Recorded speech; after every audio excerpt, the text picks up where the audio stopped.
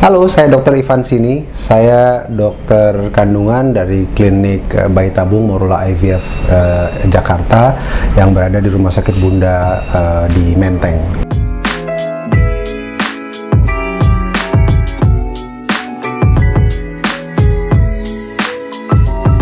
Nah, ini challenge-nya. Kalau kita bicara tentang angka keberhasilan, kita harus kembali kepada usia wanita, karena kita menstratifikasi berdasarkan berapa usia wanita yang ikuti program. Kita menggunakan patokan di usia 30, 35, 38, 40, 42, dan seterusnya.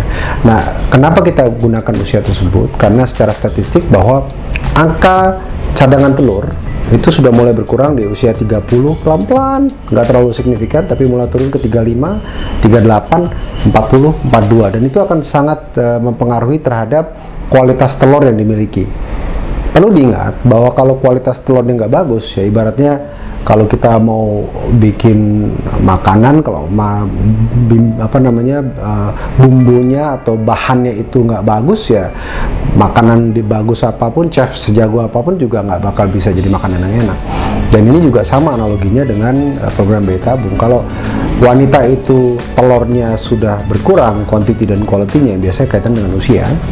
Nah, ini kita akan melihat angka keberhasilan akan jauh berkurang. Jadi kalau kita pada wanita di 35 tahun, di tempat kita ini kurang lebih sekitar 50-55% angka keberhasilan yang dengan catatan tidak ada penyulitan lain. Itu sangat bagus sekali.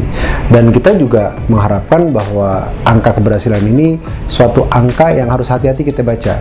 Karena kalau kita ngomong, oh pasien saya ada 4 yang hamil 3, wah angka kehamilan saya 75% misalnya, itu nggak valid dong kalau kita bicara. Tapi kalau kita bicara pasien 100, statistik itu menjadi lebih bersuara atau lebih mempunyai makna.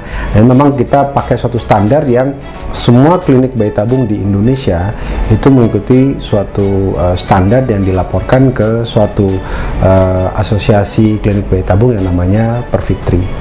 Hai Mamsna kita, jangan lupa like dan subscribe di YouTube channel Nakita ID.